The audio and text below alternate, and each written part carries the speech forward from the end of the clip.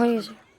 নমস্কার বন্ধুরা, আজ আমি একটু চলে এলাম দেশুরিয়া গ্রামে। একটা সার্টিফিকেটের ব্যাপারে আমাকে ফোন করেছিল, তাই আমি এলাম। তো এত অসহায় মেয়েটি দেখুন, এর মেয়ের এখনও আধার কার্ড হয়নি।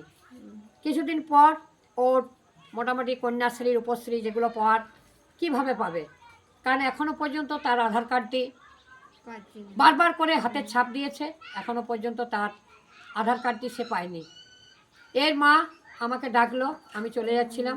দেখলাম দিদির কাছে আমি একটা জিনিস দেখলাম, দিদি তুমি কি কি পেয়েছো? না, বলছে আমি সরকার থেকে একটা ঘরও পাইনি, আর আমার বাথরুম পায়খানা কিচ্ছু না। তো একটা জিনিস আমি লক্ষ্য করলাম, দেখুন আমি এই জিনিসটা আমি যখন ওইদিকে পেরিয়ে আসছি তখন আমি বললাম, তুমি এই পায়খানার পেনটা কেন মাটি দিয়ে ভর্তি করেছো? না, বলছে দিদি আমি কোথায় রান্না করব। তা আমার এইটা দেখে দেখুন, একটু সামনে উনুন, একটু এসে দিকে সামনে উনুন, আর এইটা দেখুন পায়খানার পেনটা ভর্তি করে এই সামনে রান্না। এই তো দেখুন কোপাটের অবস্থা। এই তো দেখুন দিদি, তোমার কি নাম? দুলালি বাউরি, দেশুরিয়া গ্রামে।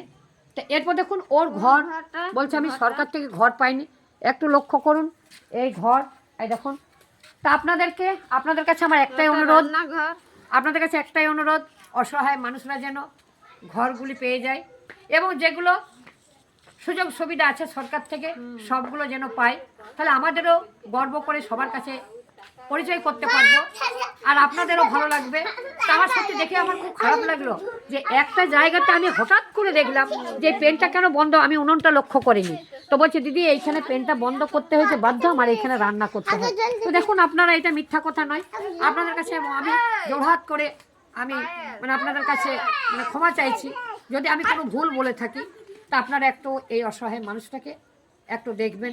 চারটি মেয়ে, আপনারা সবাই হয়তো জানেন, চেনেন, খেটে খাই কোনো রকম। এর কোনো রকম করে আমি আধার কার্ডটি করে দেবো, আর আপনারা একটু দয়া করে একটু ঘরের ব্যবস্থা করে দেবেন। আপনাদের কাছে আমার এইটুকু অনুরোধ। নমস্কার, ভালো থাকুন। ঠিক।